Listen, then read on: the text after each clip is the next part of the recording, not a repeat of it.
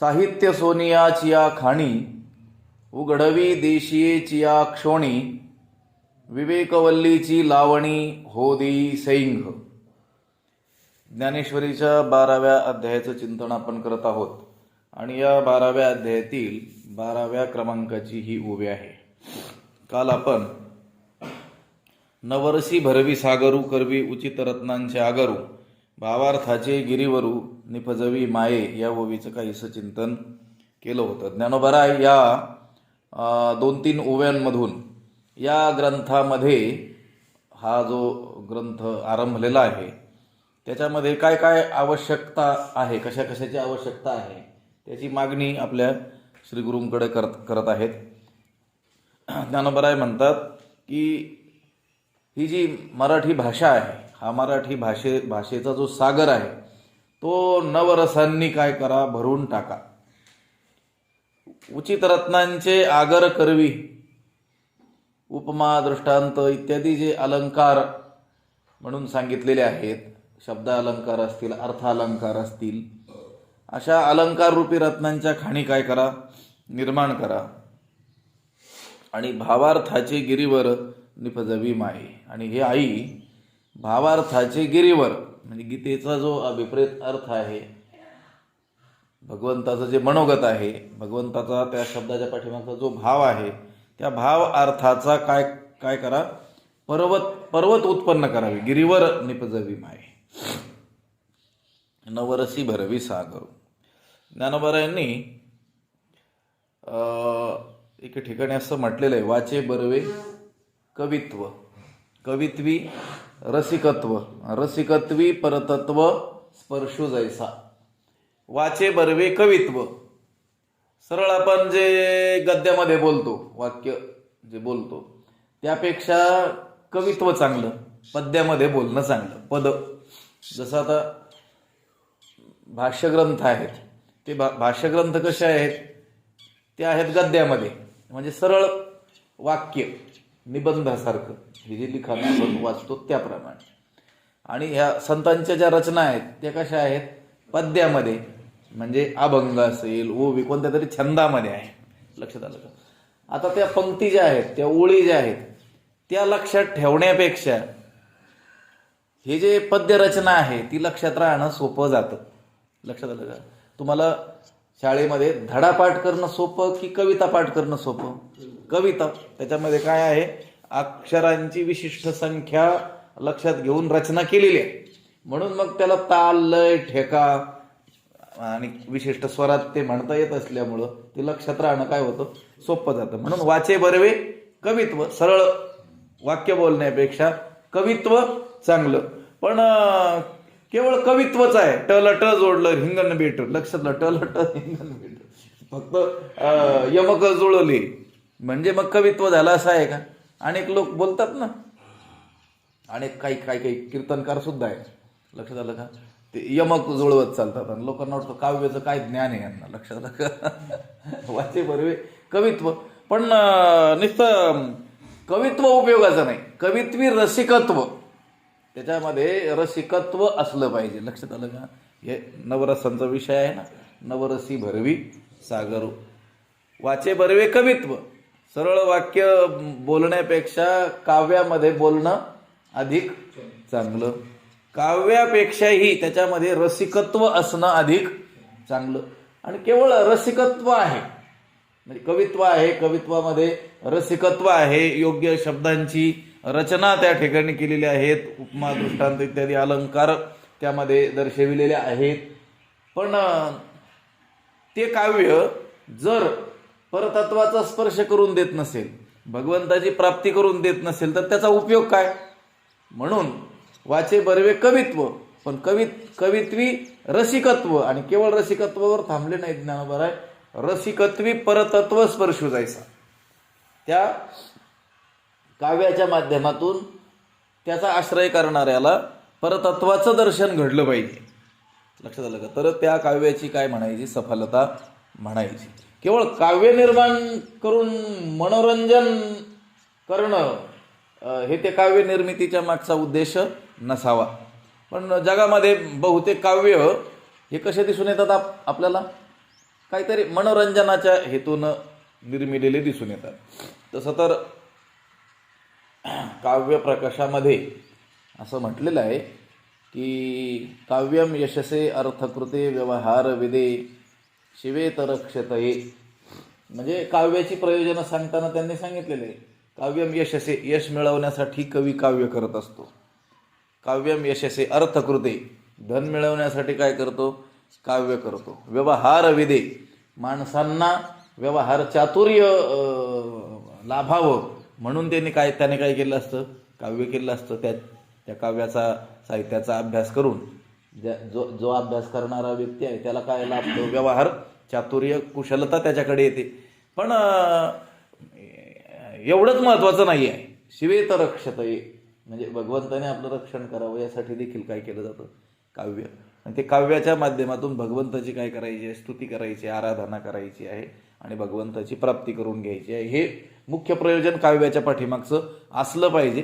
ज्ञानोबराय हे तत्वज्ञानच आपल्या समोर मांडत असताना काव्याचा आश्रय घेत आहेत, पण केवळ काव्य रचना करून मनोरंजन किंवा यश मिळवणं, कीर्ती जगामध्ये आपली स्थापित होणं, कवी म्हणून आपल्याला प्रतिष्ठा लाभणं हा काही उद्देश त्यांच्या पाठीमागचा नाही आहे.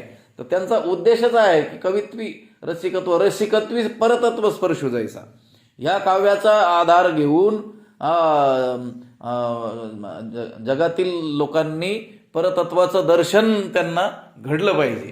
ज्ञानेश्वरी हा जो ग्रंथ आहे हा तत्वज्ञानाचा ग्रंथ असला आणि तत्वज्ञान मांडण्याकरिता ज्ञानोबराय यांनी काव्याचा आधार घेतलेला असला तरी ते केवळ काव्य म्हणून जगामध्ये ज्ञानेश्वरी मांडलेली नाही आहे. त्यांनी लक्षात आलं का? हा विवेकप्रधान, विचारप्रधान, ज्ञानप्रधान असा काय आहे? ग्रंथ आहे. परंतु त्यामध्ये रुची लोकांची निर्माण व्हावी, त्याच्यात रसिकत्व यावं, तत्वज्ञान हे निरस वाटू नये, बोजड वाटू नये, जड वाटू नये म्हणून त्यांनी या उपमा, दृष्टांत, अलंकार, जे भाषेला सौंदर्य प्राप्त करून देणाऱ्या ज्या गोष्टी आहेत त्यांचा काय केलेला आहे? आश्रय केलेला आहे. नवरसी भरवी सागरू, करवी उचित रत्नांच्या आगरू, आणि भावार्थाचे गिरीवरू निफजवी माये. अजून पुढे मागणी ज्ञानोबराय करत आहेत. साहित्य सोनियाची या खाणी, उघडवी देशीयेची या क्षोणी, विवेकवल्लीची लावणी हो देई सेंघ. आपल्या श्रीगुरुरूपी आईला किंवा श्रीगुरु कृपा दृष्टीरूपी आईला ज्ञानोबराय म्हणतात की साहित्य सोनियाची या खाणी, साहित्यरूपी सोन्याच्या खाणी, देशीयेची या क्षोणी उघडवी. या मराठी भाषा भूमीमध्ये, लक्षात आलं का? क्षोणी म्हणजे पृथ्वी. कोणती पृथ्वी? देशीय चिया, म्हणजे ही मराठी भाषा हीच जणू काय पृथ्वी, हीच जमीन, हीच भूमी. आणि या भूमीमध्ये खाणी प्रकट कर. कशाच्या खाणी? सोन्याच्या. कोणत्या सोन्याच्या? साहित्यरूपी सोन्याच्या. म्हणजे ही मराठी भाषा हीच जणू काय भूमी, आणि या भूमीमध्ये हे गुरुदेवा, हे गुरु माते, तू काय कर? खाणी प्रकट कर. लक्षात आलं का? आता मराठी भाषेमध्ये मी ही जी रचना करणार आहे, ही जी ज्ञानेश्वरी मी निर्माण करतो आहे, हा ग्रंथ जो निर्माण करतो आहे, तर या मराठी भाषेमध्ये तू काय कर? साहित्य सोनियाची या खाणी, साहित्यरूपी सोन्याच्या खाणी उघडवी. कुठं? देशीयेची या क्षोणी, या मराठी भाषेच्या भूमीमध्ये. गोष्ट अशी आहे, संस्कृत भाषेमध्ये या साहित्य सोनियाच्या खाणी आहेत. लक्षात आलं का? संस्कृत भाषा देवभाषा. लक्षात आलं का? गिरवाणवाणी तिला म्हटलं जातं. त्या भाषेमध्ये ज्या काही रचना आहेत त्यामध्ये साहित्यरूपी सोन्याच्या खाणी आहेत. पण ही जी मराठी भाषा आहे या देशी भाषेमध्ये तू काय कर? साहित्यरूपी सोन्याच्या खाणी उघडव. गोष्ट अशी आहे की संस्कृतमध्ये जे काही साहित्य आहे, काव्य आहेत, ते काव्य ज्ञानोबराय म्हणतात तसे आहेत. साहित्यरूपी सोन्याच्या तिथं खाणी आहेत. नवरसांनी ते भरलेले जणू काही सागर आहेत. उचित रत्नांचे काय आहेत? तिथे आगर आहेत. भावार्थाचे गिरीवर आहेत. पण हे कोणत्या भाषेमध्ये आहेत? कोणत्या भाषारूपी भूमीमध्ये आहेत? संस्कृत भाषा भूमीमध्ये. जसं आता तेलाच्या खाणी आहेत, पण कोणत्या भूमीमध्ये आहेत? ते इराण इराकच्या भूमीमध्ये आहेत. आपल्या भूमीमध्ये आहेत का? बरं. सोन्याच्या खाणी असतील, कुठं असतील? काही विशिष्ट प्रांतामध्ये असतील. आपल्या जमिनीत आहेत का? लक्षात आलं का? आणखी काही मौल्यवान हिरे इत्यादी पदार्थांच्या खाणी असतील, कुठं असतील? काही काही विशिष्ट ठिकाणी असतील, कोणत्या कोणत्या काही राज्यामध्ये असतील. कोळशाच्या खाणी तिकडं त्या याचं तुटून झालेलं राज्य काय म्हणतात त्याला, तिथं असतील. छत्तीसगडमध्ये असतील. लक्षात आलं का? मध्य प्रदेशचंच नंतर झालेलं राज्य. आपल्या भूमीत आहेत का त्या? नाही. ज्ञानोबा म्हणतात हे साहित्यरूपी सोन्याच्या खाणी आहेत, नवरसांनी भरलेले सागर आहेत, भावार्थाचे गिरीवर आहेत, उचित रत्नांचे आगर आहेत, विवेकरूपी वृक्ष आहेत. कुठं आहेत? संस्कृत भाषारूपी भूमीमध्ये आहेत. लक्षात आलं. पण आता आम्ही हा ग्रंथ कोणत्या भाषेत निर्माण करत आहोत? मराठी. माझा मराठाची बोलू कौतुक, मराठी भाषेमध्ये निर्माण करत आहोत, देशी भाषेमध्ये निर्माण करत आहोत. मग आता देशी भाषेमध्ये जर या ग्रंथाची मला मांडणी करायची असेल, रचना करायची असेल, तर ती मांडणी देखील तशीच आकर्षक होण्याकरिता इथं देखील काय असावं लागणार आहे? तिथं जे आहे तेच असावं लागणार आहे ना. म्हणून मग देशीयेची या क्षोणी उघडावी, या मराठी भाषारूपी भूमीमध्ये काय कर, या साहित्यरूपी सोन्याच्या खाणी काय कर, तू प्रकट कर. लक्षात आलं का? साहित्य सोनियाच्या खाणी. साहित्य म्हणजे, साहित्य शब्दाचा अर्थ काय आहे? हितेन सहितम साहित्य. लक्षात आलं का? हितेन सहितम साहित्यम. साहित्याची व्याख्या केलेली आहे. जे अत्यंत हिताचं असतं त्याला काय म्हणतात? साहित्य म्हणतात. आता अलीकडच्या काळात कशालाही साहित्य म्हटलं जातं. कुणीही काहीतरी लिहिलं की ते साहित्यिक म्हटलं जातं. जे वादाची सामग्री आहे त्याला देखील काय म्हणतात? हे मोठा काय आहे? साहित्यिक आहे. संतांना अरे तुऱ्याच्या भाषेत बोलला की तो काय झाला? मोठा साहित्यिक झाला. आणि जे प्रचलित आलेले जे काही नियम आहेत, संतांच्या काही परंपरा आहेत, त्याला विरोधी काही भाषण केलं की झाला तो मोठा साहित्यिक. ते साहित्य नाही आहे. हितेन सहितम साहित्यम. जे हिताचं आहे, मानवाच्या आत्यंतिक कल्याणासाठी जे निर्माण झालेलं आहे त्याला काय म्हणायचं? साहित्य म्हणायचं. म्हणून संतांच्या रचनेला संत साहित्य, संतांच्या रचनेला संत वाङ्मय. लक्षात आलं का? असं म्हटलं जातं. गोष्ट अशी झाली, ह्या लोकांनी निर्माण केलेले हे काही पुस्तकं, काही कादंबऱ्या, काही नाटकं, यालाच साहित्य म्हणण्यात येत असल्यामुळं आता संतांच्या रचनेला देखील संत साहित्य म्हणण्यामध्ये आपल्याला कमीपणा वाटायला लागला. आपण म्हणतो नाही नाही, संत साहित्य असं नाही म्हणायचं, संतांचं वाङ्मय म्हणायचं. पण गोष्ट कशी आहे, साहित्य शब्दाचा सुद्धा अर्थ चांगलाच आहे. त्यांनी तो पकडला म्हणून तो बदनाम झाल्यासारखा आपल्याला दिसतोय. साहित्य शब्द अलीकडच्या काळामध्ये साहित्य संमेलनं भरतात. लक्षात आलं का? काय भरतात? साहित्य संमेलनं भरतात. मराठी, अखिल भारतीय मराठी काय साहित्य संमेलन.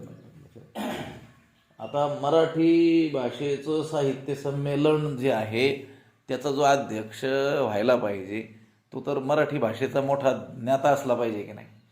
आणि मराठी भाषेचं ज्याला खरा ज्ञाता व्हायचं आहे त्याला ज्ञानेश्वरीच्या अभ्यासाशिवाय पर्याय आहे का? लक्षात आलं. मराठी भाषेला जी समृद्धी लाभलेली आहे ती कोणापासून लाभलेली आहे? ज्ञानोबारायांपासून लाभलेली आहे ना. कारण त्यांनी नवशब्दांची निर्मिती केली आणि त्या शब्दांना अर्थ देखील दिली. लक्षात. त्या दिवशी आपण पाहिलं होतं ना, तो सकळ विद्यांची सृष्टी धात्रा होय. ज्ञानोबाराय म्हणजे जणू काही या अखिल विद्यांना निर्माण करणारे ब्रह्मदेव आहेत. लक्षात आलं का? विद्या त्यांना प्राप्त झाल्या गुरुकृपेनं असं नाही, तर नवविद्या निर्मिती करण्याची क्षमता त्यांच्यात गुरुकृपेनं ते सामर्थ्य त्यांना लाभलेलं आहे. मी काय सांगतो, साहित्य संमेलनाचा जो अध्यक्ष आहे मराठी भाषेच्या, त्याला मराठीचं पूर्ण ज्ञान असलं पाहिजे. आणि मराठीचं पूर्ण ज्ञान त्यालाच असू शकेल ज्याने ज्ञानेश्वरीचा काय केलेला आहे आणि संत ग्रंथांचा काय केलेला आहे, अभ्यास केलेला आहे. आता चालता चालता आणखी एक गोष्ट सांगतो. एक ख्रिश्चन धर्म प्रचारक फ्रान्सिस दिब्रिटो त्याचं नाव. त्याला मराठी भाषेचं काहीच ज्ञान नव्हतं, पण त्याला मराठी प्रांतामध्ये ख्रिश्चन धर्माचा प्रचार प्रसार करायचा होता. म्हणून मग मराठी भाषा चांगली अवगत झाली पाहिजे. म्हणून मग त्याने काय केलं, पु ल देशपांडे होते, मराठी भाषेचे मोठे ज्ञानीपुरुष साहित्यिक. त्यांची भेट घेतली आणि त्यांना विचारलं, मराठी भाषेवर प्रभुत्व मिळवायचं असेल तर मी कशाचा अभ्यास केला पाहिजे. म्हणजे बघा किती तयारी असते त्या लोकांची.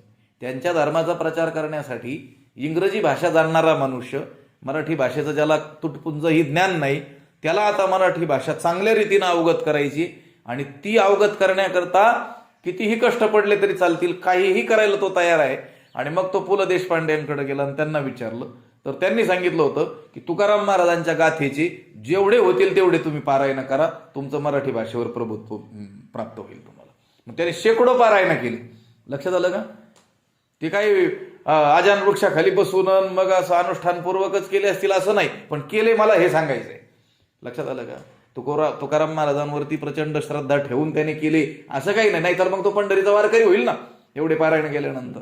त्याने फक्त मराठी भाषा आपल्याला चांगली अवगत व्हावी म्हणून काय उपाय याला असेल तर त्याने त्या पु ल देशपांड्यांना विचारून तुकोबारायांच्या गाथेचे शेकडो पारायण केले आणि मराठी भाषा चांगल्या रीतीची काय झाली त्याला अवगत झाली. लक्षात आलं का?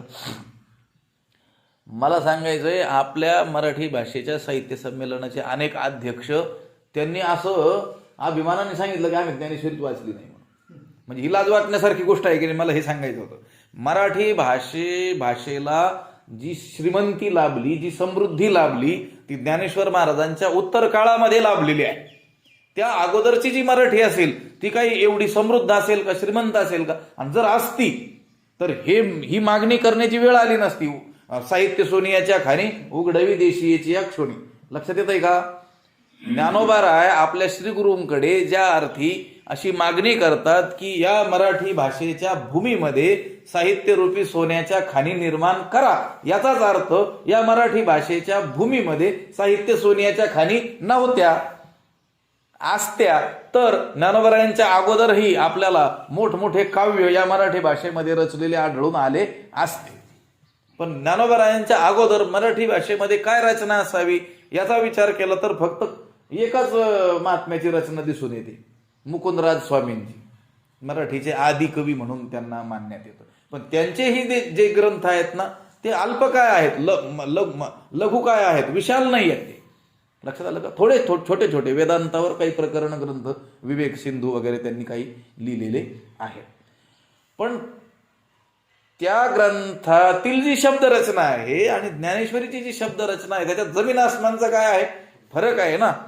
म्हणून ज्ञानोबराय म्हणतात की ह्या मराठी भाषा रूपी भूमीमध्ये या साहित्यरूपी सोन्याच्या काय कर खाणी प्रकट कर. लक्षात आलं का? सोन्याची खाण म्हटलेलं आहे, कारण बाकीच्या खाणी तुम्हाला पुष्कळ मिळतील जगामध्ये, पण सोन्याची खाण दुर्मिळ आहे ना. दगडाच्या खाणी असतील, कोळशाच्याही असतील. लक्षात आलं का? आणखी काही कशाच्या खाणी असतील, पण सोन्याची खाण ही काय आहे दुर्मिळ. म्हणून सोन्याची खाण उघड, या मराठी भाषेच्या भूमीमध्ये सोन्याची खाण तुम्ही निर्माण करा, असं ज्ञानोबराय आपल्या श्रीगुरूंना काय करतात, विनवणी करतात. लक्षात आलं का? कारण सोन्याचे काय केले जाऊ शकतात, अलंकार केले जाऊ शकतात. लक्षात आलं का? दुसऱ्या दगड त्याचे काय अलंकार करणार आपण, दुसरे काही धातू आहेत त्याचे अलंकार, लोखंडाची खाण लागली, अलंकार धारण करता येतील का? लक्षात आलं का? त्याचाही लाभ नाही असं नाही, पण मनुष्याला त्याच्या शरीराला शोभा येण्याकरिता जे अलंकार परिधान तो करतो आहे ते कोणत्या धातूचे, सुवर्णाचेच अलंकार असतात. लक्षात आलं का? अलंकार म्हटलं, दागिनं म्हटले की पहिलं कोणतं धातू उभा राहतो आपल्यासमोर, सोनं उभं राहतं. लक्षात आलं का? अहो सोन्याचे नसलेले ही पण त्याला सोन्यासारखे दिसणारेच घालतात लोक. लक्षात आलं का? पॉलिश का होईना किंवा चकाकी होईना कशासारखे देतात, म्हणजे सोन्याला महत्व आहेच ना. लक्षात आलं का? म्हणून ते म्हणतात की खाणी उघडवा, या मराठी भाषेच्या भूमीमध्ये काय करा, खाणी उघडावा. पण कशाच्या? सोन्याच्या. कोणत्या सोन्याच्या? साहित्यरूपी सोन्या. म्हणजे साहित्याला सोनं म्हटलेलं आहे. साहित्याला काय म्हटलेलं आहे? सोनं म्हटलेलं आहे. मग साहित्य म्हणजे भाषेचे अलंकार. लक्षात आलं का? अलंकारिक भाषा. आता ज्ञानेश्वरीमध्ये खूप चमत्कृतीपूर्ण भाषा आपल्याला आढळणार आहे. लक्षात आलं. जर आपण केवळ भाषाशास्त्रीय दृष्ट्या ज्ञानेश्वरीचा अभ्यास केला तरी एक आयुष्य आपल्याला अख्खं लागेल. तरी लक्षात 56 भाषेचा केलासे गौरव म्हटलेला आहे. या ज्ञानेश्वरीमध्ये आपल्याला 56 भाषा त्या 56 भाषेतील जे काही वाक्य प्रयोग आहेत, शब्द प्रयोग आहेत, त्यांचे देखील प्रयोग या ठिकाणी आढळतील. लक्षात आलं का? 56 ही संख्या घ्या किंवा बहु या अर्थी सुद्धा घ्या. लक्षात आलं का? कारण अनेक वेळेस माणसं एखाद्याला सांगून सांगून कंटाळली, काय म्हणतात, 56 वेळेस तुला सांगितलं, मोजून नसतं सांगितलेलं 56 वेळेस, बऱ्याच वेळेस सांगितलेलं असतं. लक्षात आलं? तसं त्या 56 शब्दाने 50 आणि 6 असा 56 घ्या किंवा मग खूप भाषेचा गौरव केला असं घ्या. लक्षात आलं का? साहित्य सोनियाच्या खाणी, साहित्याला काय म्हटलेलं आहे? सोनं म्हटलेलं आहे. 4थ्या अध्यायामध्ये शेवटी ज्ञानोबराय असं म्हटलेलं आहे, जेथ साहित्य आणि शांती हे रेखा दिसे बोलती, जैसी लावण्य गुणकुळवती आणि पतिव्रता. उदाहरण देऊन मग सांगितलंय, जैसी ज्याप्रमाणे, लावण्य गुण कुळवती आणि पतिव्रता. एका स्त्रीचं वर्णन उदाहरण म्हणून दिलंय. ती स्त्री कशी? लावण्य म्हणजे अतिशय सुंदर, पण केवळ सुंदर अशी नाही, गुणवान सुद्धा. नाही तर केवळ सौंदर्य आहे आणि तिच्यात काही गुणच नाही, सगळे अवगुणच भरलेले, उपयोग काय तिचा? सौंदर्यवान, लावण्य, गुण म्हणजे गुणवान, लावण्य, गुण. बरं, एखाद्या स्त्रीमध्ये सौंदर्यही असेल, लक्षात आलं का, लावण्य असेल आणि गुणवानही ते असेल, लक्षात आलं का, पण कुळवती, पण ती चांगल्या कुळातली आहे का, लक्षात आलं का, हे महत्वाचं. ती सुंदरही असली पाहिजे, गुणवानही असली पाहिजे, कुलवानही असली पाहिजे आणि पतिव्रता. नाहीतर मग एखादी स्त्री सौंदर्याने परिपूर्ण आहे, गुणवानही आहे, लक्षात आलं का, गुण म्हणजे गृहकार्य करण्यामध्ये ती दक्ष, लक्षात आलं का, सुगरण म्हणा, कोणते कामं करण्यामध्ये पटाईत म्हणा. बरं, कुलवानही आहे, पण जर ती पतीशी एकनिष्ठ नसेल तर, लक्षात आलं. म्हणून ज्ञानोबरायांचा बारकावा पहा, लावण्य गुण कुळवती आणि पतिव्रता. ही स्त्री जशी शोभायमान होते, लक्षात, आता तिच्यामध्ये काही दोष आहे का कोणत्याही प्रकारचा? सौंदर्यही आहे, गुणवानही आहे, उच्च कुळात जन्मलेली आहे, शुद्ध कुळात जन्मलेली आहे आणि मुख्य म्हणजे पातिव्रत्य धर्माचं काय करते आहे? पालनही करते आहे. लक्षात आलं का? ही स्त्री जशी सुशोभित व्हावी, शोभायमान व्हावी, तसं ते म्हणतात जे साहित्य आणि शांती. आम्ही ही जी रचना करतो आहोत ना, इथं काय काय आहे? साहित्य आहे, लक्षात आलं का, आणि शांती, लक्षात आलं, शांती सुद्धा आहे. साहित्य आणि शांती ही रेखा दिसे बोलती, जैसी लावण्य गुण कुळवती आणि पतिव्रता. बरं, आता केवळ साहित्यच आहे, केवळ काव्यच आहे आणि त्याला परतत्वाचा स्पर्शच नाही, त्या काव्याचा उपयोग आहे का? खूप काव्य आहेत, हे बाजारात तर अनेक पुस्तकं आपल्याला त्या काव्याचे मिळतील. लक्षात, मनोरंजकही आहे, मनोहर देखील आहेत, मनाला आल्हाद प्राप्त करून देणारेही आहेत, मनोरंजन करणारेही आहेत. लक्षात आलं का? पण भगवत दर्शन घडून देण्याचं सामर्थ्य त्यांच्यात आहे का? नाही. बरं, काही मध्ये भगवत दर्शन घडवून देण्याचं सामर्थ्य आहे, पण त्याच्यात आल्हाददायकता आहे का? आता आम्ही शिकलेले हे सगळे ग्रंथ, भाष्य ग्रंथ, आचार्यांचे ग्रंथ, ते काय परतत्वाचा स्पर्श घडून देत नाहीत का? प्रत्यक्ष घडून देतात, पण आता त्याचा अधिकार असायला पाहिजे ना. लक्षात आलं का? तो परतत्व स्पर्श घडवून देण्यामध्ये समर्थ आहेत ते ग्रंथ, पण मग त्यामध्ये काव्य आहे का? गोडवा आहे का? जसा आता अभंग गाताना गोडवा आहे, लक्षात आलं का, आणि त्याच्यात तत्वज्ञान सुद्धा आहे. आता गोष्ट अशी होती की गाणाऱ्यांचा अर्थाकडे लक्ष नसतं, लक्षात आलं का, आणि अर्थाचा विचार करणाऱ्याला गाता येत नाही. लक्षात आलं का? कुठे काही एक आहे, एक नाही, असंच चाललेलं दिसून येतं. लक्षात आलं का? ज्याला त्याच्या रचनेचा आनंद घेता येतो, कशा? गाण्याच्या माध्यमातून. लक्षात आलं का? तो एक आनंद आहेच, कारण ते दिव्य शब्द आहेत, त्याने देखील अदृष्ट निर्माण होणारच आहे. पण केवळ अदृष्ट निर्माण होऊन उपयोग नाही आणि केवळ गाताना आनंद होऊन तो तात्कालिक आनंद उपयोगाचा नाही, तर ती रचना ज्या उद्देशाने केलेली आहे संतांनी, की याच्या अर्थाचा विचार करून यांनी मुक्त व्हावं, लक्षात आलं का, तो उद्देश सफल झाला पाहिजे संतांचा. म्हणून आपली दृष्टी कुठे गेली पाहिजे? अर्थाकडे गेली पाहिजे, आणि ती अर्थाकडे दृष्टी जाण्यासाठी हे गायन माध्यम म्हणून आहे. लक्षात आलं का? ह्या ज्या चाली, सांप्रदायिक चाली ज्याला आपण म्हणतो, त्या अभंगाच्या भावानुसार असलेल्या चाली. लक्षात, तो अभंग त्यामध्ये काय भाव आहे, त्याचा अर्थ काय आहे, लक्षात, त्याचं तात्पर्य काय आहे, आणि त्या दृष्टीनं त्या वारकरी संप्रदायातील श्रेष्ठ लोकांनी काय केले आहेत, चाली त्याला दिलेल्या आहेत. लक्षात आलं का? एखाद भगवंताची विनवणी करणारा अभंग असेल, लक्षात आलं, प्रार्थना करणारा असेल तर अगदी करुण स्वरामध्ये त्याला आळवावं अशा रीतीच्या चाली त्याला आहेत. लक्षात आलं का? काही वीर रसाचे काही शब्द म्हणजे तिथं असतील तर त्याप्रमाणे काय आहेत त्या चाली त्याला लावलेल्या आहेत. आता चाली लावण्याचंही ताळतंत्र अलीकडं लक्षात आलं का? मी सांगत असतो गमतीनं, अवघाची संसार सुखाचा करीन, आनंदे भरीन, तिन्ही लोक प्रतिज्ञा करतात की नाही ज्ञानोबर आहे, मग त्याला ती चाल तशी असली पाहिजे ना. ती आईच्या गाण्याची चाल लावतात, अवघाची संसार सुखाचा करीन. आता कसे काय त्याचा भाव प्रकट होईल का? लक्षात आलं का? मला काय सांगायचंय की जेथे तत्वज्ञान आहे तेथे काव्य नाही, रंजकता नाही, आकर्षकता नाही. आणि जेथे आकर्षकता दिसून येते तिथे तत्वज्ञानाचा संबंध नाही. ज्ञानोबरायांनी आगळी वेगळी क्रांती या अध्यात्म प्रांतामध्ये केली की हे काव्य, साहित्य, अलंकार, भाषा सौंदर्य हे आणि तत्वज्ञान यांना एकत्र केलं. लक्षात आलं का? आता ज्ञानेश्वरीमध्ये तत्वज्ञान आहे की नाही? आहे. अध्यात्मशास्त्री अध्यात्मशास्त्रच आहे, पण मग केवळ अध्यात्मशास्त्र आहे आणि रुची नाही का वाचताना? त्याच्यात रंजकता सुद्धा आहे. लक्षात आलं? वाचताना कंटाळा येणार नाही त्याच्या जर अर्थाचा विचार करून जर आपण हे केलं तर. लक्षात आलं? आणि एखाद्याला अर्थदृष्टी नसली तरी देखील निष्ठेने तो वाचला तरी त्याच्यामध्ये काय आहे, आनंद येणारच आहे. साहित्य सोनियाची या खाणी, उघडवी देशीयेची या क्षोणी.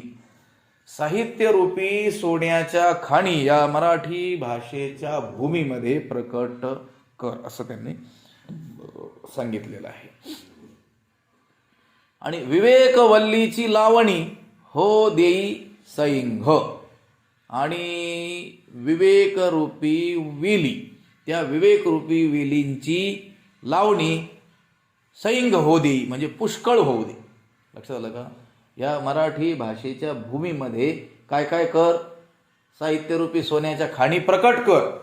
बरं, या मराठी भाषेच्या भूमीमध्ये, जमिनीमध्ये हे श्री गुरुदेवा आणखी काय करा, तर विवेकरूपी वेलींच्या लावणी करा. लक्षात आलं का? कोणत्या वेली लावा? विवेकरूपी वेली लावा. आणि थोड्या थिडक्या नाही, सैंघ पुष्कळ लावा. उगा एखादं झाड लावलं औषधाला म्हणून तसं नाही. लक्षात आलं का? कोणत्या वेली? विवेक वेली. लक्षात आलं का? हे बघा, सगळ्या गोष्टी आहेत आपल्याकडे, पण विवेक नसेल तर चालेल का? कारण विवेक म्हणजे ज्ञानेन हीनः पशुभिः समानः. जर ज्ञान नसेल म्हणजे विवेक नसेल तर मनुष्य आणि पशु याच्यात काहीही बदल.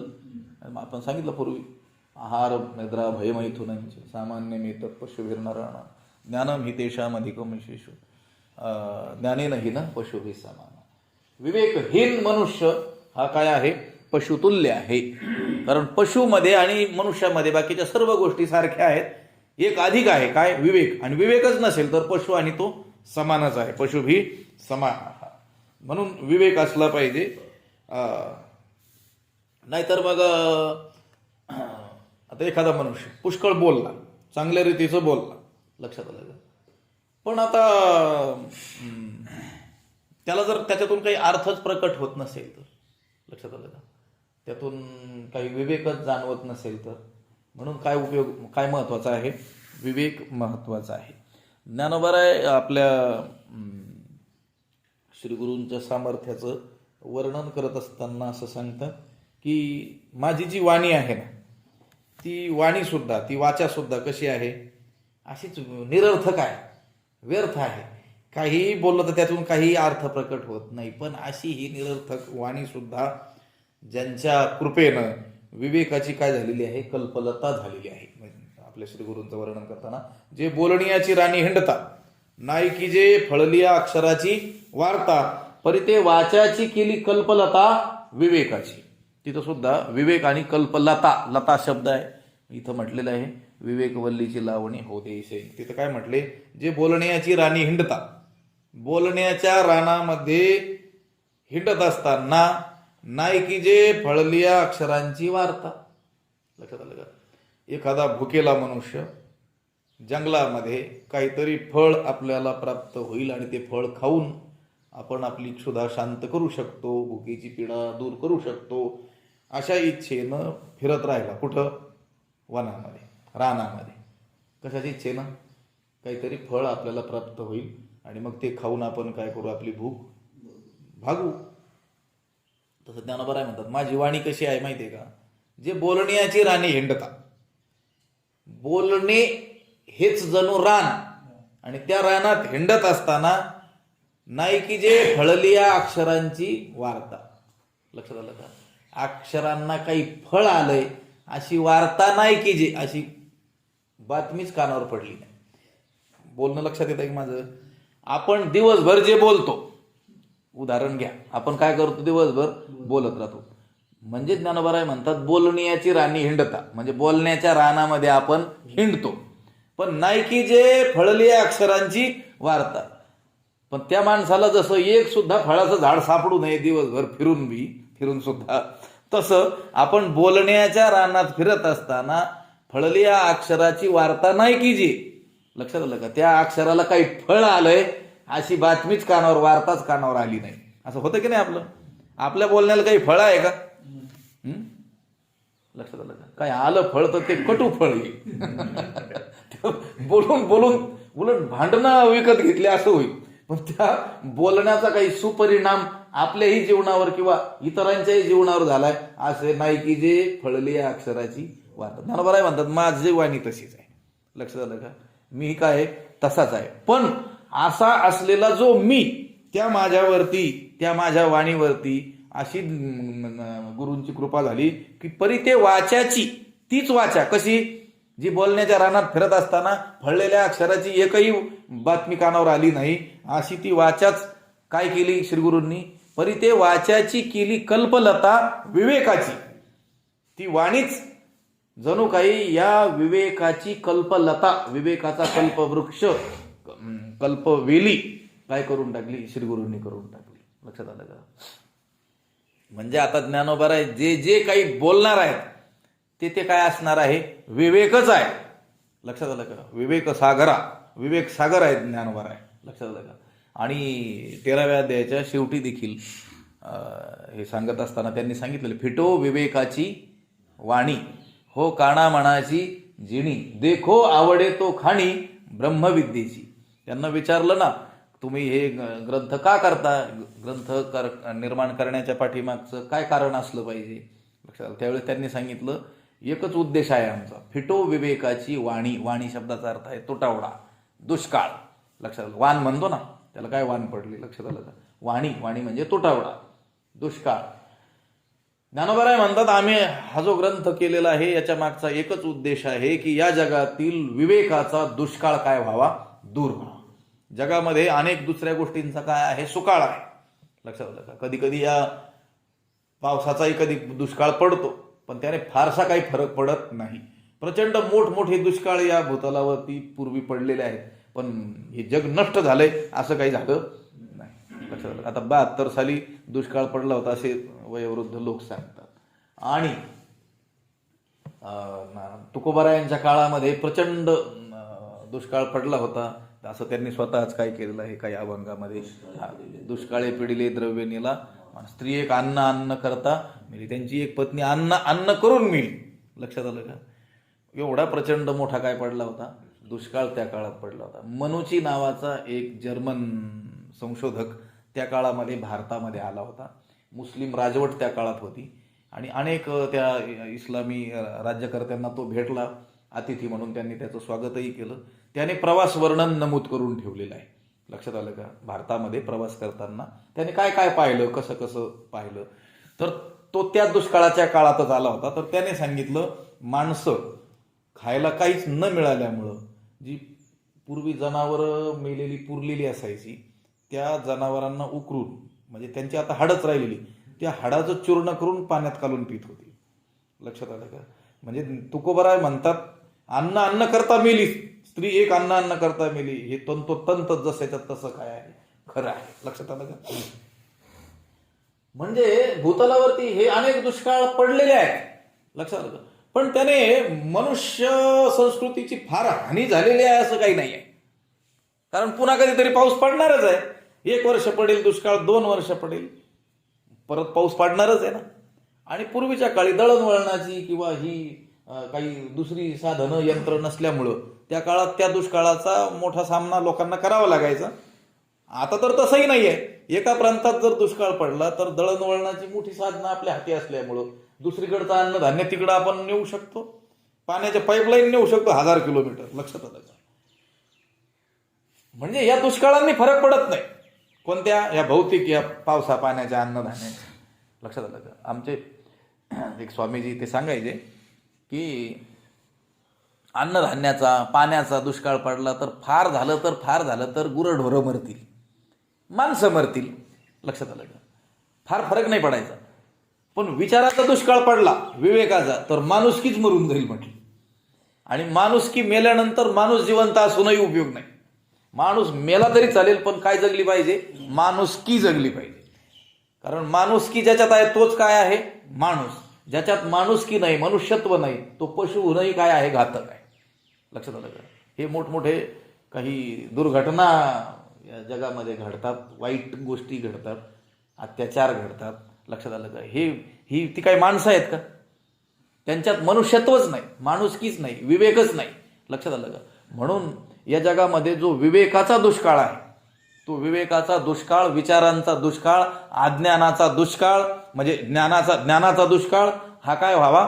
दूर व्हावा. विवेकाचा दुष्काळ दूर व्हावा, विचारांचा दुष्काळ दूर व्हावा, ज्ञानाचा दुष्काळ दूर व्हावा, माणुसकीचा दुष्काळ पडलेला आहे तो दूर व्हावा. म्हणून आम्ही काय केले? हे ग्रंथ केले. इथं गोष्ट काय आहे? विवेकवल्लीची लावणी हो देई सैंग. मी जो हा ग्रंथ निर्माण करतो आहे यामध्ये विचारांच्या वेलीची लावणी पुष्कळ रीतीनं होऊ दे. कोणते कोणते विचार, कोणता विवेक? सत्य मिथ्या विवेक असेल, आत्मा अनात्मा विवेक असेल, नित्य अनित्याचा विवेक असेल, शुची अशुचीचा विवेक असेल, धर्म अधर्माचा विवेक असेल, सुख दुःखाचा विवेक असेल. हा जो विवेक आहे या विवेकाची जणू काही वेलच काय कर? या जगामध्ये निर्माण कर. लक्षात आलं का? आणि खरंच ग्रंथ विवेक प्रधान असला पाहिजे. त्या ग्रंथांनी जगाला काय दिला पाहिजे? विवेक दिला पाहिजे. तरच तो ग्रंथ, तरच तो सद्ग्रंथ, तरच ते सत्शास्त्र. नाहीतर मग ते वाचून ते अभ्यासून जर विवेकच उत्पन्न होत नसेल किंवा विवेक उत्पन्न व्हावा म्हणून ते निर्माणच केलेलं नसेल तर त्या ग्रंथांचा किंवा त्या पुस्तकांचा जगाला काही उपयोग होत नाही. लक्षात आलं का?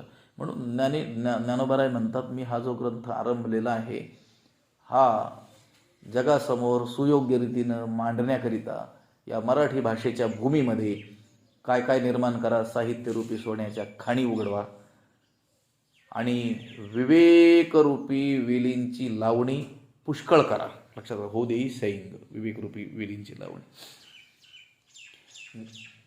हे सर्व अध्यात्म ग्रंथ जे आहेत ना हे विवेक प्रधान असे ग्रंथ आहेत. लक्षात आलं का?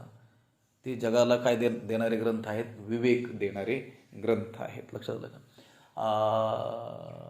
पहिल्या अध्यायामध्ये ज्ञानोबरायांनी जे नमन केलेलं आहे, दीर्घ नमन केलेलं आहे, मंगल केलेलं आहे, त्यामध्ये महाभारताचं वर्णन करताना सुद्धा ज्ञानोबरायांनी असंच केलेलं आहे. आता अवधारा कथा गहन जे सकळ कौतुका जन्मस्थान की अभिनव उद्यान विवेक तरुंचे. महाभारत मोठं वर्णन आहे ते.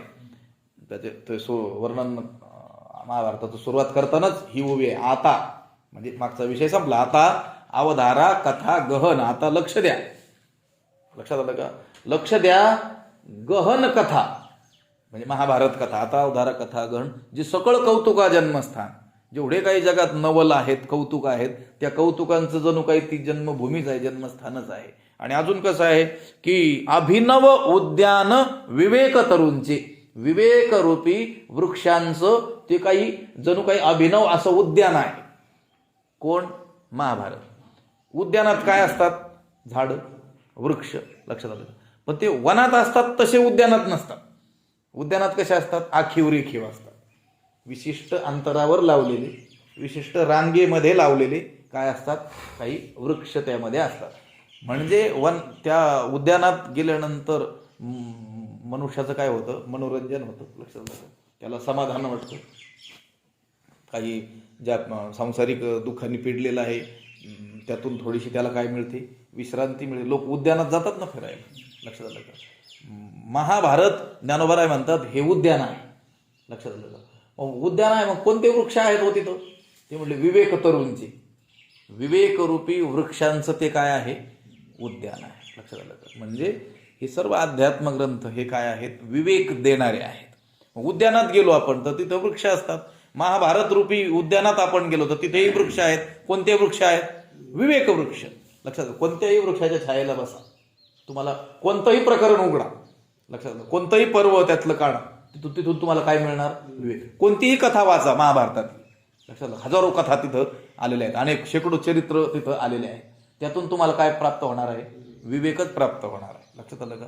कारण त्यांनी गोष्ट सांगितली काय, कथा सांगितली काय, त्याचा मागचा उद्देश काय आहे? तुम्हाला विवेक देणं, तुम्हाला विचार देणं, तुम्हाला जागं करणं. लक्षात आलं का?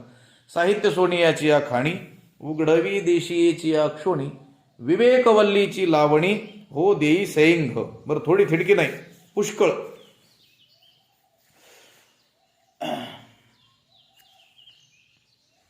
आणि हे जे ग्रंथ आहेत यांचं जे अध्ययन करायचं आहे ते देखील आपल्यामध्ये विवेकाचा उदय हवा यासाठीच करायचं आहे.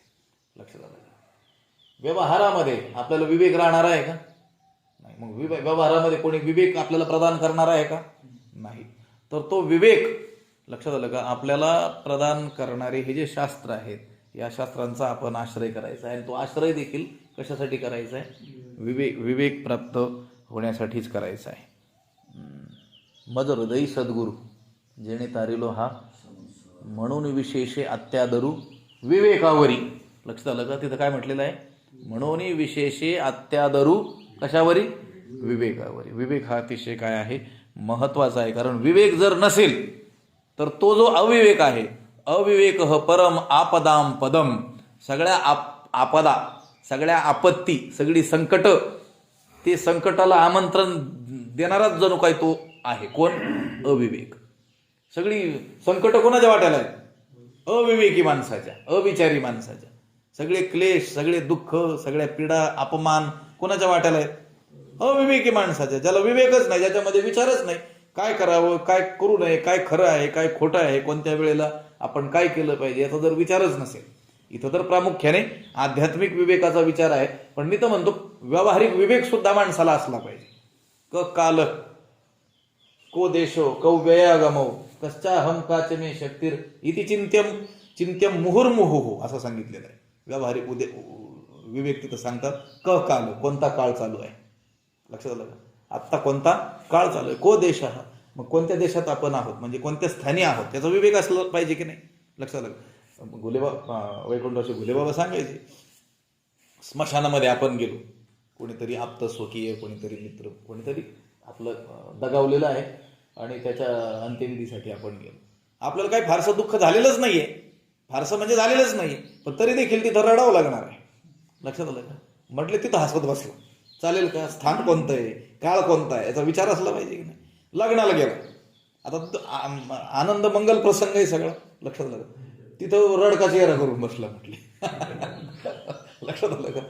कोणत्या स्थानी आपण आहोत, काळ कोणता चालू आहे, कानी मित्रांनी, आपले मित्र कोण आहेत, आपले सखे खरे कोण आहेत. क काल को देशो कानी मित्रांनी कौ व्यया गमव, आपली मिळकत काय आहे आणि आपला खर्च काय आहे याचा देखील काय असला पाहिजे? विवेक. ताळा, तुका म्हणे ताळा नाही त्याची अवकाळा, ज्याच्याकडे ताळा नाही त्याची काय अवकाळा. लक्षात आलं? हिशोब ताळेबंद. आपली मिळकत काय आणि आपला खर्च काय हा सुद्धा काय असला, हाही काय आहे? व्यावहारिक विवेकच आहे. लक्षात आलं का? कश्चा, मी कोण आहे, काचे मे शक्ती ही, माझ्यात सामर्थ्य किती आहे. लक्षात आलं का? अंथरूण पाहून पाय पसरणे. लक्षात आलं का? ह्या म्हणी सुद्धा मोठमोठ्या श्लोकाची भाषांतर आहेत. लक्षात आलं का? खरोखरच अंथरूण पाहूनच काय केले पाहिजे? पाय पसरले पाहिजे, नाही तर पाय आपले थंडीत जातील, मातीत जातील. लक्षात आलं का? मला सांगायचं हा झाला व्यावहारिक विवेक. आणि अध्यात्मामध्ये तर विवेकाशिवाय डाळच शिजत नाही. लक्षात आलं का? महत्वाचा काय आहे? विवेकच असा सांगितलेला आपल्याला आढळून येतो. तरी प्रबोधू जव नोहे तव निद्रे काय आणतो आहे की रात्री न सरे तव न पाहे तया आरवते. हे उदाहरण दिलंय. आणि तैसा जव पार्था विवेक नुधवी माथा तव अंतु नाही अश्वत्था भवरूपाया. 15व्या अध्यायाचं आपण चिंतन गेल्या वर्षी केलं होतं, लक्षात आलं का? त्या 15व्या अध्यायातीलच ह्या 2 ओव्या आहेत, एक दृष्टांत आणि एक सिद्धांत.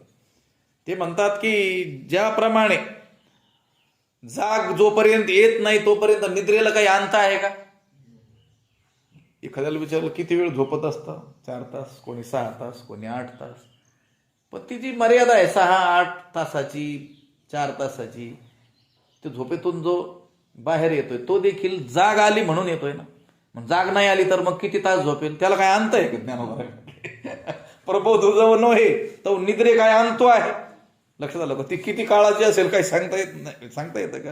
हे तसं उदाहरण. किंवा आणखीन एक उदाहरण दिलं की रात्री न सरे तव न पाहे तयार होते. लक्षात आलं का? जोपर्यंत उजाडणार नाही तोपर्यंत रात्र सरेल का? म्हटले उन्हाळ्यात रात्र काय आहे? छोटी आहे. लक्षात आलं का? दिवस मोठा आहे. हिवाळ्यामध्ये काय असते? रात्र मोठे असते. ठीक आहे, 1-2 तासाचं हे होतं. दिवस उगवण्यावर मावळण्यावर ते अवलंबून असतं म्हणून आपण तसं म्हणतो. पण मला सांगा, जर दिवसच उगवला नाही तर रात्र सरेल का कधी? रात्र सरण्याकरिता काय व्हावं लागेल? दिवस उगवावं लागेल. झोपेतून बाहेर येण्याकरिता काय व्हावं लागेल? निद्रेचा अंत करायचा असेल तर काय करावं लागेल? जाग व्हावं लागेल. जाग झाल्याशिवाय निद्रेचा अंत नाही, दिवस उगवल्याशिवाय रात्रीचा अंत नाही. हे जसं त्याचप्रमाणे तैसा जव पार्था विवेकुनुधवी माथा. हे पार्था, हे अर्जुना, त्याप्रमाणे जोपर्यंत विवेक आपलं डोकं वर काढत नाही, म्हणजे विवेकाचा उदय जोपर्यंत होत नाही, तव अंतू नाही अश्वत्था भवरूपाय, तोपर्यंत या संसार रूपी या वृक्षाचा काय नाही आहे? अंतच नाही आहे. अश्वत्थ वृक्षाचं वर्णन, उलटा वृक्ष पाहिलं गेल्या वर्षी आपण त्याचं चिंतन. लक्षात आलं? त्याचा अंत होईल का? आणि त्याचा अंत करण्याचा जो काही प्रयत्न आपण करू, ज्ञानेविने एके उपाय करीशी तुकी ती तुका गुंफिसी अधिके रुकी, तितके त्याच्या फांद्यामध्ये आणि याच्यामध्ये काय होऊन जाशील? गुरफटून जाईल. सुटायाचा काही करीतो पाव तो हे देखे पाव गोवी येली, तुकाराम महाराज म्हटले. याच्यातून सुटण्याचा जो उपाय करतोय मी, त्याच्यात आणखीन काय चाललंय? पाय गुंतत चाललेले आहेत. ज्ञाना वाचून केलेला उपाय, विवेका वाचून केलेला उपाय उपयोगाचा नाही. म्हणून विवेक अत्यंत काय आहे? महत्वाचं आहे. आणि ते विवेक देण्याचंच काम हे अध्यात्मग्रंथ करत असतात. म्हणून ज्ञानोबाराय म्हणतात आपल्या श्रीगुरूंना की ह्या मराठी भाषेमध्ये मी हा जो ग्रंथ लिहितो आहे, निर्माण करतो आहे, तर ह्या मराठी भाषेच्या भूमीमध्ये तुम्ही काय करा? विवेकरूपी वेलींची काय करा? पुष्कळ लावणी करा. लक्षात आलं का? विवेकरूपी काय लावा? तुम्ही वेली लावा. आणि थोड्या थडक्या नाही, कशा करा? पुष्कळ लावा. कारण मग त्या वेलीलाच ज्ञान आणि वैराग्य हे फळं प्राप्त होणार आहेत. लक्षात आलं का? कोणत्या वेलीला? विवेकरूपी वेलीलाच वैराग्य आणि ज्ञान ही फळं येणार आहेत. वैराग्य आणि ज्ञान ही फळं दुसऱ्या कोणत्या वेलीला येणार नाहीत. लक्षात आलं का? अविवेकरूपी वेलीला, आपल्याकडे अविवेक वेली नाहीत, अविवेकाचे वृक्ष आहेत. विशाल वट वृक्ष आहेत. आपल्याला ते अगोदर नष्ट करावे लागतील आणि अगदी वरवरून नाही. लक्षात आलं का? खणून काढावी. लक्षात आलं? खणून काढावे लागतील आणि मग विवेकरूपी वेलीची लावणी करण्याची आपल्याला विनंती करावी लागेल आपल्या श्रीगुरूंना. लक्षात आलं का? म्हणून इथं ते म्हणतात, साहित्य सोनियाच्या खाणी उघडवी देशीयेची अक्षोणी, विवेकवल्लीची लावणी हो देई सैंग. अजून काय मागितलं? संवाद फळ निधाने प्रमेयांची उद्याने, लावी म्हणे गहने निरंतर संवाद फळ निधाने. हे श्रीगुरु कृपादृष्टी रूपी आई, आपण काय करा? संवाद फळ निधाने. गुरु शिष्यात मध्ये होणारे जे प्रश्नोत्तर हेच जणू काय फळ. त्या दोघांमध्ये जो परस्परात होणारा संवाद गुरु आणि शिष्यामधला, हा संवाद म्हणजे जणू काही फळ. या फळांचं निधान म्हणजे ठेवा असलेले वन तुम्ही काय करा? निर्माण करा. लक्षात आलं का? प्रमेयांची उद्याने, आणखी काय करा? प्रमेय म्हणजे सिद्धांत, त्या सिद्धांताची काय करा? उद्यानं निर्माण करा. लक्षात आलं का? लावी म्हणे गहने निरंतर, अशी गहन अशी उद्यानं तुम्ही काय करा? निर्माण करा. संवाद फळ निधाने. अनेक अध्यात्मग्रंथ जे आहेत आणि म्हणजे बहुतेक हे संवादरूपी असलेले आपल्याला दिसून येतात. त्याने काय होतं, संवाद रूपात तो ग्रंथ बनवला की जी क्लिष्टता आहे ती काय होते, कमी होते. लक्षात आलं का? चर्चा रूप. आता इथं आपण ज्ञानेश्वरी वाचत असताना, गीता वाचत असताना, गीता ग्रंथ सुद्धा काय आहे, कृष्णार्जुन संवादे. कृष्ण आणि अर्जुनाचा काय आहे, तो संवाद आहे. मग त्याच्यात एक रंजकता निर्माण होते की आता अर्जुनाने विचारलंय, मग त्याला भगवंत काय करत आहेत, उत्तर देत आहेत. तसंच या ज्ञानेश्वरीमध्ये देखील ज्ञानोबाराय निवृत्तीनाथ महाराजांशी बोलतायत, श्रोत्यांशी बोलतायत. श्रोते ज्ञानोबारायांना काही सांगतायत, निवृत्तीनाथ महाराज देखील ज्ञानोबारायांना असं बोलत आहेत, किंवा निवृत्तीनाथ महाराजांच्या मनात आता असं आलेलं आहे, आणि मग ज्ञानोबाराय म्हणतात त्यांच्या मनात आता असं आलंय, म्हणून मी आता असं पुढं आता या गोष्टीसाठी प्रवृत्त होतो. हा काय आलेला आहे, इथं संवाद आलेला आहे. आणि या संवादाने काय झालेलं आहे, सुलभता निर्माण झालेली आहे. लक्षात आलं का? संवादाने जी एक कर्कशता आहे ती काय होते, दूर होते. म्हणून तुम्ही उपनिषद पहा, तिथं सुद्धा गुरु शिष्यांचा आपल्याला काय दिसेल, संवाद दिसेल. महाभारतामध्ये पहा, संवाद दिसेल. भागवतादी ग्रंथांमध्ये सुद्धा काय दिसेल आपल्याला, संवादच. भगवंताचा भक्ताचा संवाद किंवा गुरुचा आणि शिष्याचा काय दिसेल, संवाद दिसेल. या संवादाला म्हटलेलं आहे फळ. या गुरु शिष्यातील होणारा जो संवाद, ते संवादरूपी फळांचं निधान असलेली वन तुम्ही काय करा, सर्व काळ निरंतर वन निरंतर म्हणजे सर्व काळ निर्माण करा. संवाद फळ निधाने, संवादरूपी फळ, त्या फळाचं निधान म्हणजे साठा असलेली वन तुम्ही काय करा, सर्व काळ निर्माण करा. गोष्ट अशी आहे, हे जे परमात्म तत्व आहे हे शब्दातीत आहे, ते शब्दात येणारं नाही. शब्दात कोणत्या गोष्टी येऊ शकतात, ज्याला काही नाम आहे, ज्याला काही रूप आहे, त्याचा आकार सांगता येईल आपल्याला, त्याच्याशी काही संबंध आहे. लक्षात आलं का? पण जी ब्रह्मवस्तू आहे ती कशी आहे, नामरूप संबंधू, जाती क्रिया भेदू, हा आकाराशीच प्रवादू, वस्तूशी नाही. वस्तू म्हणजे परब्रह्म, परब्रह्माला काय नाही, रंग नाही, रूप नाही, नाही वर्ण छाया, निर्गुण निराकार तुही रघुराया, असं म्हटलेलं आहे ना. मग हे शब्दातीत असलेलं जे तत्व आहे, ते शब्दातीत असलेलं तत्व शब्दात आणायचंय. लक्षात आलं का? गोष्ट कशी आहे, शब्दांच्या पलीकडची आहे. मनोवाचातीत तुझे हे स्वरूप, मनोनी माप भक्ती केली असं म्हटलेलं. यतो वाचो निवर्तन्ते अप्राप्य मनसासह. मन आणि वाणी त्या परमात्म्याला जाणायला गेली आणि पुन्हा काय झाले, मागं फिरले. पण मग जाणून मागं फिरले नाही, अप्राप्य, त्याला न प्राप्त होताच काय झाले, मागं फिरले. कोण? वाणी आणि मन. मग आता वाणीच्या कक्षेच्या पलीकडचं तत्व, बोलण्याच्या पलीकडचं जे तत्व आहे, शब्दातीत जी वस्तू आहे, तिला जर आपल्याला शब्दात आणायचं असेल तर मग ती शब्दात आणत असताना तो आणणारा तेवढा काय असला पाहिजे, समर्थ असला. ज्ञानोबा तर प्रतिज्ञा करतात ना, बोली अरूपाचे रूप दावीन इंद्रिया कर. काय चालू आहे त्यांचा फोन? हा, सुरुवात काय त्याची, बोली अरूपाचे रूप दावीन हे दुसरं आहे, आणि अतिंद्रिय परी भोगवीन इंद्रिया करवी. अतिंद्रिय जे तत्व आहे, इंद्रियांच्या कक्षेत न येणारं जे तत्व आहे, ज्ञानोबराय म्हणतात मी ती इंद्रिया करवी भोगवी. भली ती ब्रह्मवस्तू शब्दातीत आहे, पण ती माझ्या बोलण्यातून मी तुम्हाला दाखवून देईल प्रत्यक्ष. हा, ते झालं. इथं हे शब्द सामर्थ्य, रचना. लक्षात आलं का?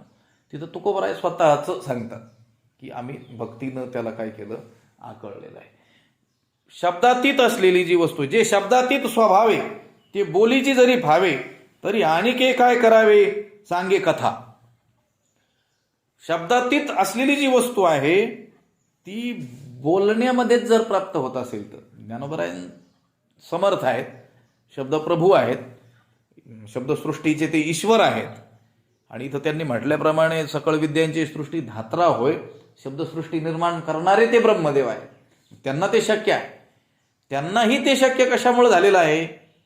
श्री गुरूंच्या कृपेमुळे झालेलं आहे. पण त्यांनी गुरूंना विनंती केलेली आहे की जी शब्दातीत असलेली वस्तू आहे ती मला शब्दामध्ये दाखवायची असल्यामुळं इथं ती बोजड होऊ नये. लक्षात आलं का? कर्कशता त्यात येऊ नये, काठिण्य येऊ नये. म्हणून मग काठिण्य येऊ नये यासाठी संवाद रूपाने त्या ग्रंथाची काय करावी लागते? मांडणी करावी लागते. केवळ त्या ब्रह्मवस्तूचं प्रतिपादनच करत गेलो तर त्या ऐकणाऱ्याला कठीण वाटण्याचा काय असतो? संभव असतो. पण त्याला जर हा ग्रंथ जो शिकवायचा आहे, शिकायचा आहे, हा संवाद रूपाने आहे, याने प्रश्न विचारलेले आहेत, त्यांनी काय केले, उत्तर दिलेले आहेत, मग त्याच्यामध्ये एक तो काय करतो, एक कल्पनाचित्र निर्माण करतो की आता एक श्रीगुरू बसलेले आहेत, शिष्य बसलेला आहे आणि शिष्य श्रीगुरूंना प्रश्न विचारतो आहे, श्रीगुरू काय करत आहेत, त्याला उत्तर देत आहेत. तर मग